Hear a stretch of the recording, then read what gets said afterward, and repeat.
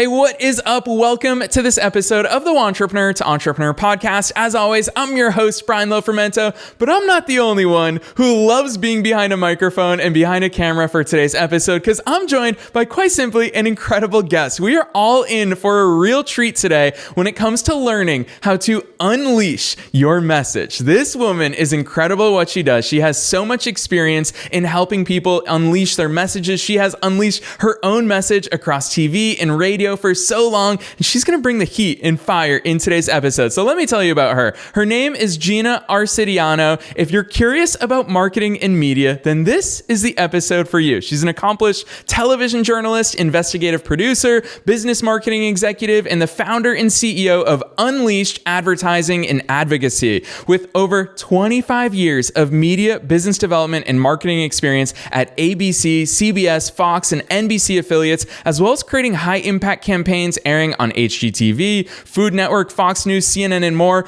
We're so excited to talk to her. She's a media industry veteran who knows what it takes to stand out, cut through the marketing clutter, and deliver results using the power of media, advertising, marketing, and public relations. I don't care what your business is, you're going to benefit from today's episode. So I'm not going to say anything else. Let's dive straight into my interview with Gina Arcediano.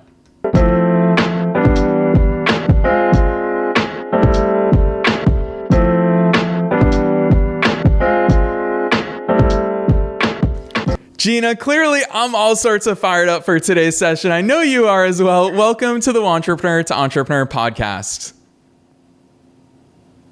Thank you. I appreciate you having me. Heck yeah. Now, obviously your bio, I'm excited to introduce you, but I'm even more excited to hear your story from your own words. Take listeners beyond the bio. Who the heck is Gina? How did you get here? How have all these things led to one another? Well, at the young age of 19, I went up to a television reporter at an event and said, how do I start at a TV station? And she said, well, are you a senior in college? And I said, no, I'm a sophomore at San Jose State. And she said, well, here's a phone number, but I don't know. We don't hire, sophomores. But I made a phone call and started as an intern at 19 years old at a television station and have been connected to media ever since. So I learned from the best in the Bay Area and was an intern, a teleprompter, an assignment editor, then put together my TV reporter reel. And back then it was VHS tapes that we sent out across the country. And then I was able to get my first reporting gig on the Central Coast. So absolutely loved television reporting, worked for several stations, and then went on to do some special investigative producing work, and then decided I wanted to know a little bit more about the other side of the business and was actually recruited to the advertising sales side. And that's where I learned how to put together campaigns, but the two absolutely translate. And I could tell you more about that as well. It's so much fun to be able to go from out in the field and then help business owners. Yeah, for sure. I hear you on that. And it really feels like you've taken two of my long passions in both media and production and married them with business, which I think that it's such an important marriage because, Gina, the things that you and I so deeply enjoy, you're right, it translates directly to business because as entrepreneurs, we have an obligation to broadcast ourselves. We have an obligation to share our voices, our messages, our stories. Talk to us about that transition and why you saw such a big gap and need in the business world to help business owners, entrepreneurs come up with this type of stuff in their own work. Well, I think initially that transition from news to advertising and sales, even the folks on the sales side said, you're hiring the news girl? What does she know about what we do? But little did they know, you have to have the perseverance and be personable and have thick skin and be able to really tell a story and do a deep dive into understanding a business. So it absolutely translated. And I still felt very connected to my storytelling side because not only was I putting together media campaigns, I was looking at the broader picture of it all. I was looking at the messaging. I was looking at the video production and a multi-layered campaign to make sure that we hit all the audiences that we need to, because really we know that TV is everywhere and media is so fragmented now. And that's something that can be challenging for business owners if they don't have that marketing background to really understand, where should I be? Where should I put my marketing dollars? And that's exactly what I do and help business owners with. Yeah, Gina, I love that overview because you couldn't help yourself. You already brought up the art of storytelling, and listeners already know how I feel about storytelling. It is essential in all of marketing, and I think that you're uniquely positioned because storytelling when it comes to the news or radio or TV is especially important because not only do you have to tell a story, you have to tell it in a specific amount of time. It reminds me about that quote, I think it was Abraham Lincoln, where he said, if you want me to give a 5-hour speech, I'm ready to go right now. But if you want me to give a 5-minute speech, I'm going to need a week to prepare. It's hard to be succinct, and especially a lot of people don't even know what their story or their message is. Where do we begin in even, I love on your website, you write, let us cut through the marketing clutter. Where do we even begin to cut through the clutter and get at the real story, the story that we as entrepreneurs want to tell our audiences, our customers, our leads, everyone who's listening to us? Yes, and that can be the challenge for new business owners because you have to have somewhat of a marketing budget to really get your message out there. However, there is a way to be able to share that message and really, I would say, connect with a professional. Connect with someone, whether it be another business owner or a firm like Unleashed, someone that knows the ins and outs of the business and knows what questions to ask, because in today's day and age, we need to think about more than just selling a product or a service. We have to think about perception. We need to think about brand awareness. I mean, there's social issues, there's political issues, and you're seeing that all come into play now with advertising. And you don't want to make the wrong move because then you might have a public relations issue as well. So the storytelling has to be very thought through. It can't be just thrown together and, hey, here's your commercial, because there could be problems with that and backlash, actually. Yeah, Gina, and I think that you're living proof of how storytelling works, because even here already, we're just a few minutes into this episode, and right off the bat, you gave us a story. You said, hey, when I was 19, I wanted to work in media, so I walked up to a TV reporter. That's a story, and I'm sure you hear this more than I do through your line of work, that a lot of people will listen to your story and be like, Gina, your story is so natural. It's such a good fit for this medium in this podcast interview, but also in your business and in the meaning behind your work. What about all those people who are sitting there saying, Gina, I don't have a story. Maybe they worked a traditional 9-to-5 job and they're just starting their business at night or on the side as a side hustle. I mean, you and I obviously are biased. We know that everybody has a story, but how do we even uncover that story for people? What I do with clients is I do a deep dive. I talk about their business. I talk about what motivates them, what inspires them. I encourage them to tell me stories about why they first got started, and what it's been like and some of the challenges, or maybe there was something in their childhood that really made them want to help others. You're exactly right. A single person has a story. It's a matter of extracting that story and incorporating it into the bigger message.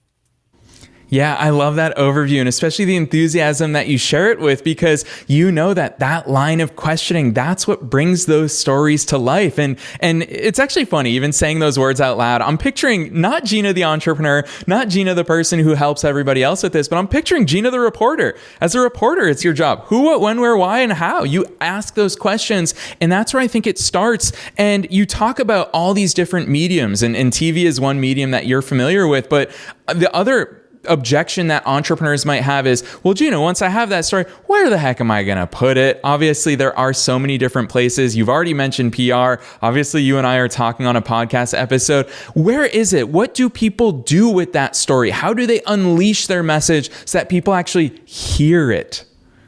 Well, what I do is when I do a deep dive and I find essentially the need behind the need, right? The story. I put together a customized strategy, and it looks different for every single client because every single client's needs are different.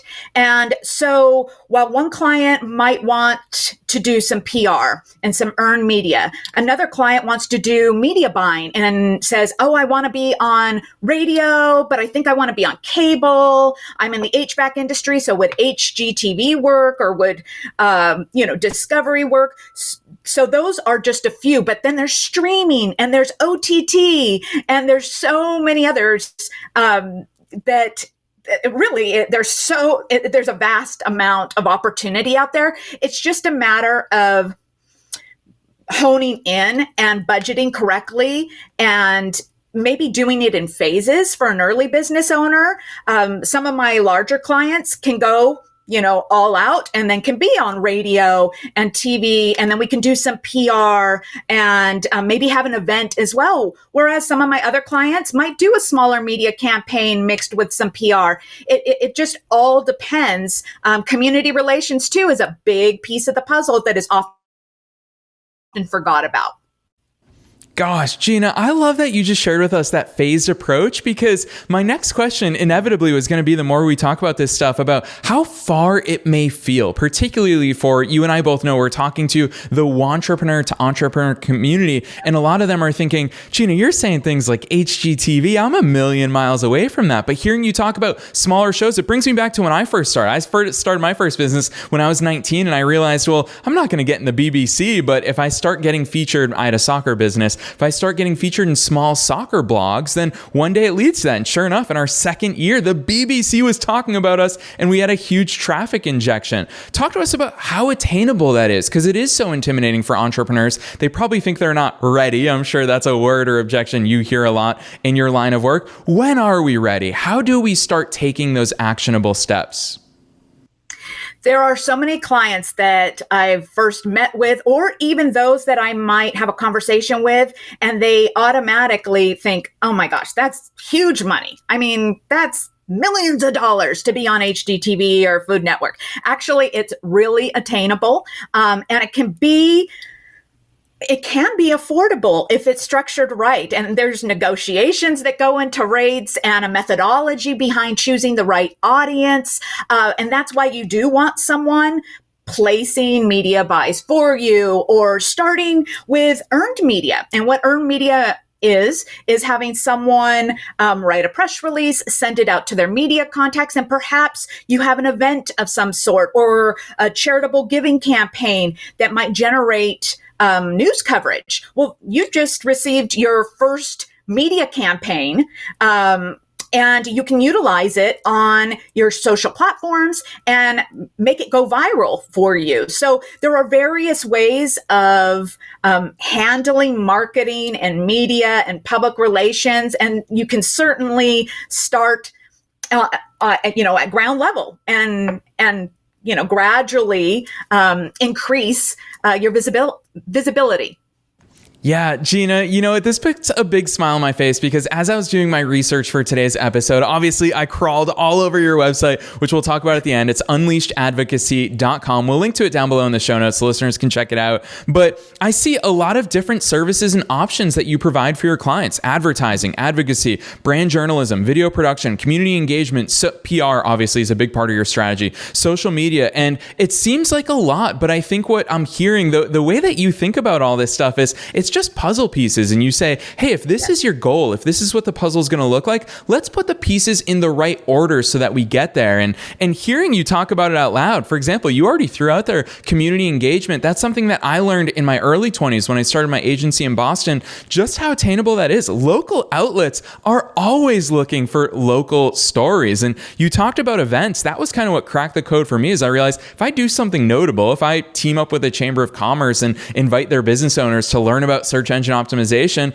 they love covering those community things. How is it that, or I guess where I want to go from here is, why community? Why is that such a powerful aspect? Because it gets lost in today's world with social, with digital everything, with internet-based businesses. Why do you feel so strongly about community still being an opportunity? Well, first, I've been on the other side of it too. So I intercepted those press releases and knew about the community events when I was an assignment editor. And so I was able to go, okay, this is newsworthy, this isn't, and so forth. But the community engagement and having a business align with a nonprofit or with the community, it is really priceless, because when someone thinks about where they want to spend their money as a consumer, and a great example is Subaru.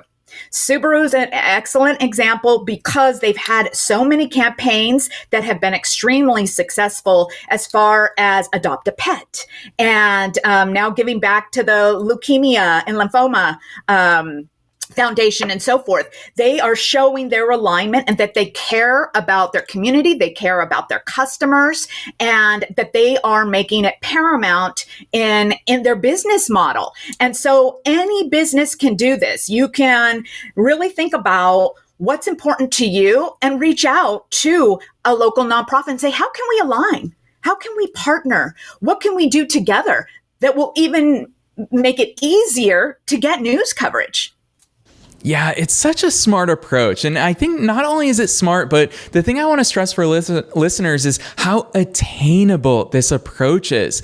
Gina, I just feel like you're really breaking it down. You're reverse engineering it into tiny actionable steps that all of us can do, whether your business is established or you're just starting out. Every single one of this, local nonprofits would love for your help, your expertise, your assistance. All of these things are notable. And I'm going to continue just picking on and stealing from your TV career, because I obviously have a lot of respect for journalism. My first business was a soccer journalism website where I was getting press passes to events, interviewing professional players. And to me, so much of journalism is about trust. It's a key ingredient, Gina, and I'm going to shout you out for something that I think you do incredibly well in your business. When people go to your website, they see you. They get a feel for you. There's a video right on your website that shows your energy, your personality. There's so much of you in it. I trusted you. I felt like I knew you even before we hopped on this session here today.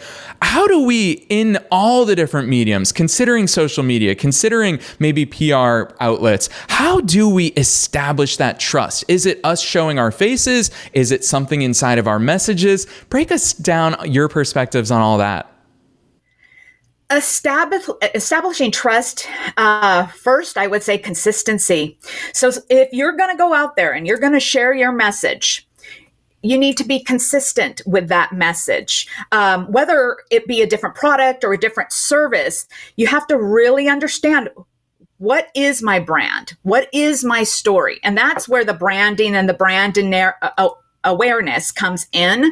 Also, too, brand identity. So keeping your colors, your logo, your fonts consistent so that the user or the viewer is seeing, okay, I recognize that brand, and frequency comes into play, right? You have to see something more than 3+ times in a given month for it to even resonate. So give TV commercial. You definitely you want it to be 4 or 5 times for a viewer to actually see it, take notice of it, and for it to stick in their brain. And most people aren't in a position where they actually need your product or service at that given time. But when the time comes, you want to be top of mind. And that's why you have to be consistent. So often I find business owners who have talked to me and said, I tried this, after 1 month, it didn't work. Or I did that for 3 months, but then I just didn't think I was getting results. But you have to build the momentum in your marketing and establish that consistency, establish that trust with the consumer so that they do come back to you. And then you just build from there.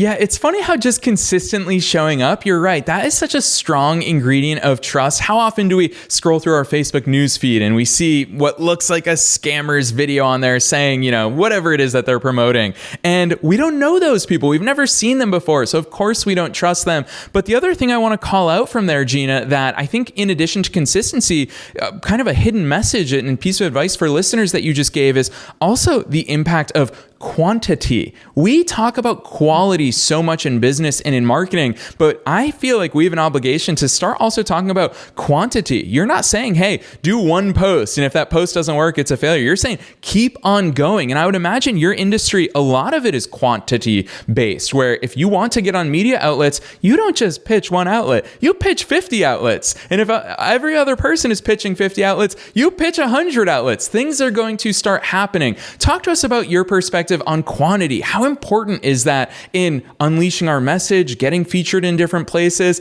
I want to hear your thoughts on that. Absolutely. You know, if I go back to television commercials, so when I'm putting together a TV campaign and someone has a particular budget, like I had said, there is a methodology behind it. And we don't want to go in and think that, 5 commercials is going to do it, or, 100 commercials should just, get me right to the top of everyone's mind. No, because there's a lot of noise out there, right? There are a lot of advertisers, and consumers are being hit from every which direction, right? They're on their mobile phone, on their tablet.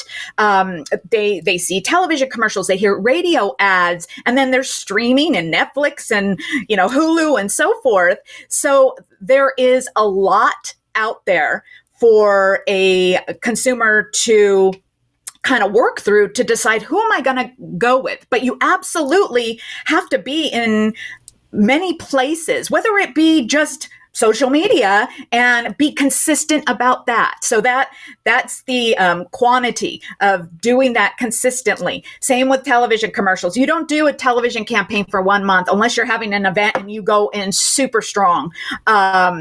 You do it consistently. My most successful clients sign on for 6 months to a year, if not longer, just because they recognize and they've seen what happens if you just go 1 or 2 months and then stop.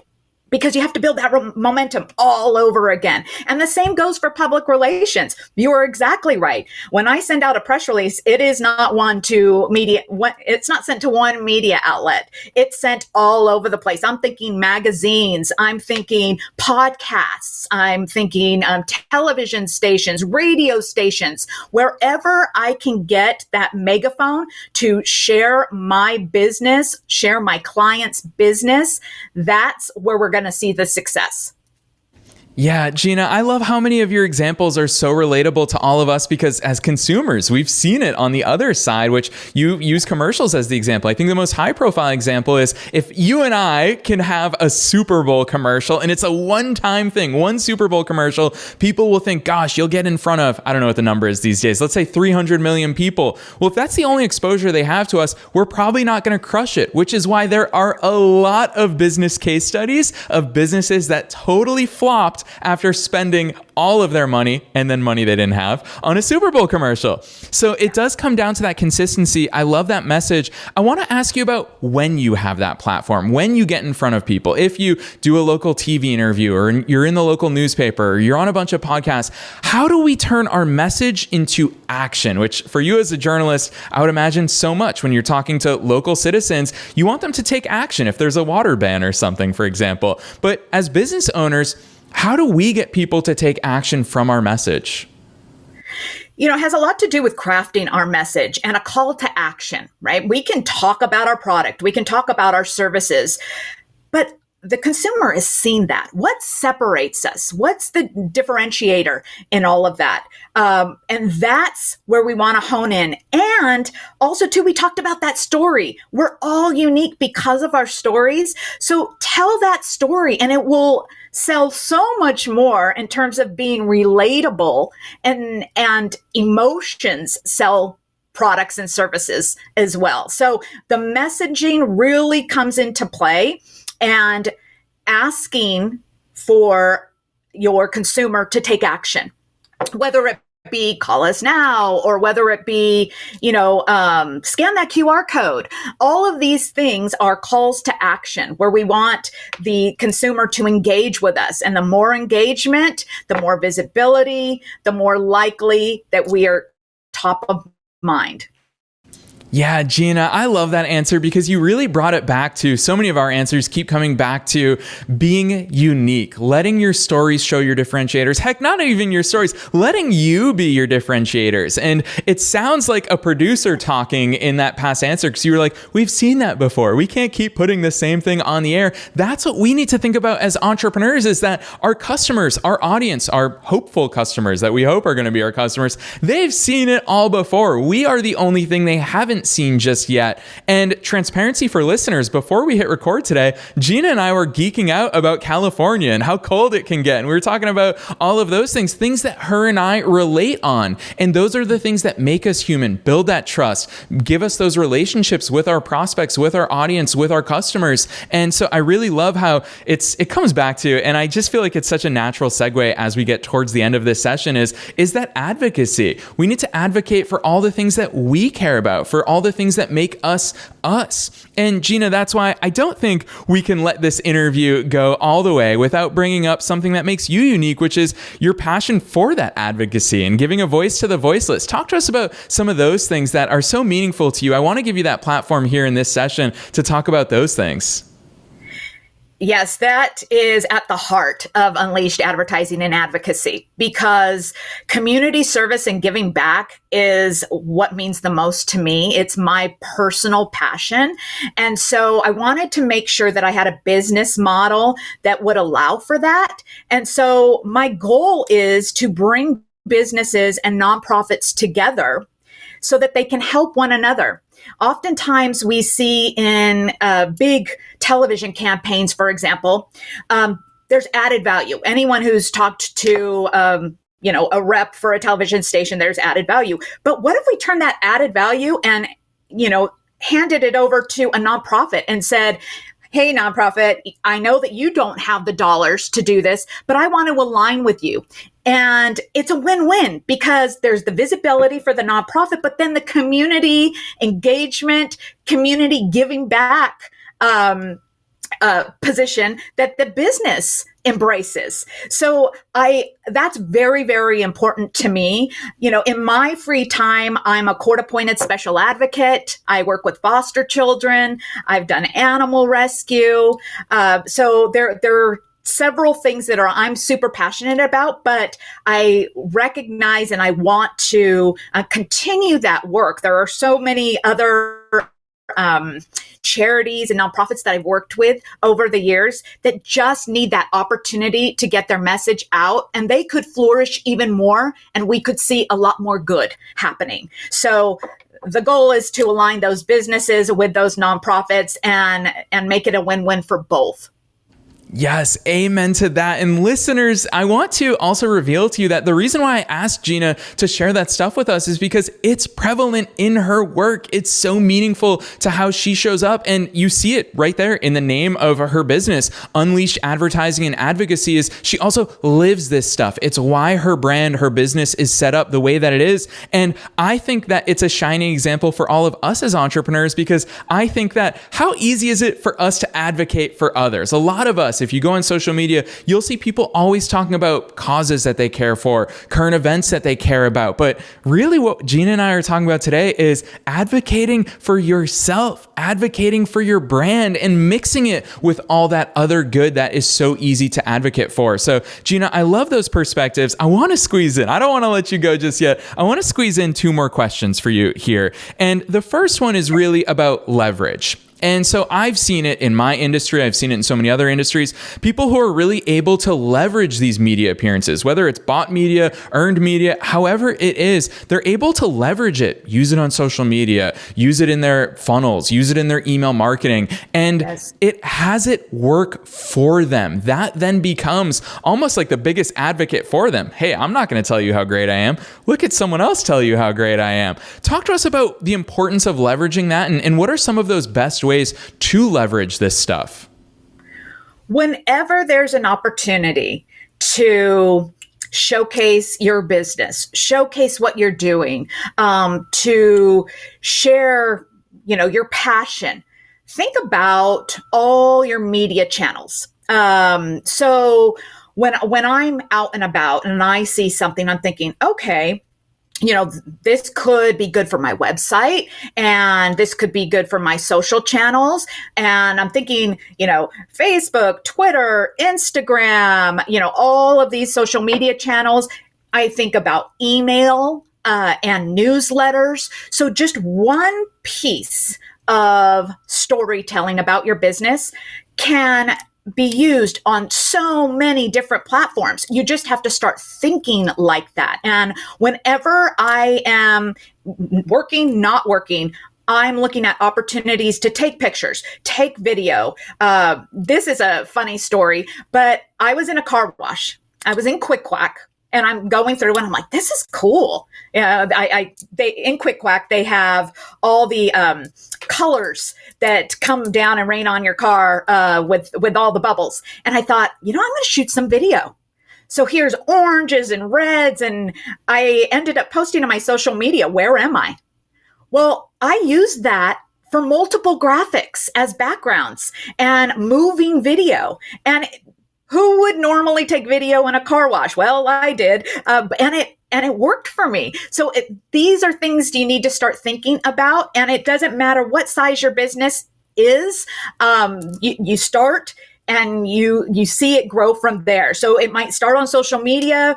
You might push it out in an email blast, but the next thing you know, you're going to be sending out a PR campaign or, having your representative or a company like Unleashed do that for you. So that's just a way to leverage, sight, sound, motion, whatever you can do to create some visibility. I would say go for it.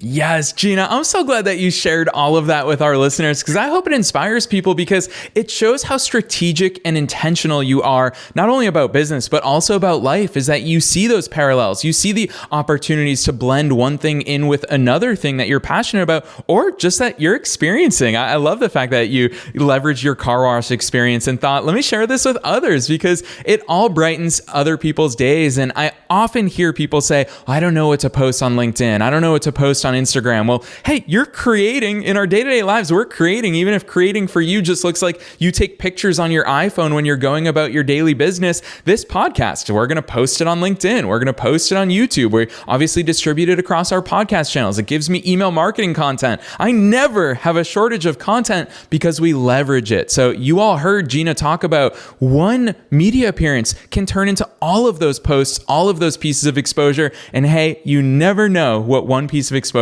can do for your business if it reaches the right person at the right time. So Gina, I love hearing your strategic brain think about all of that. We talked about so many things, and I said there's one question left, and I always like giving it to the guests. It's the hardest one. With all these things that we talked about, what's an action? What's one thing that you think listeners should sit down with from here today, thinking about PR, social media, their message, their stories, all of these things? What's one thing you feel like every listener should do from here to start unleashing their message? I think we can get caught up in the hustle and bustle of every single day and all the details in our to-do lists. But I would say sit down, give yourself some alone time, and really pencil out.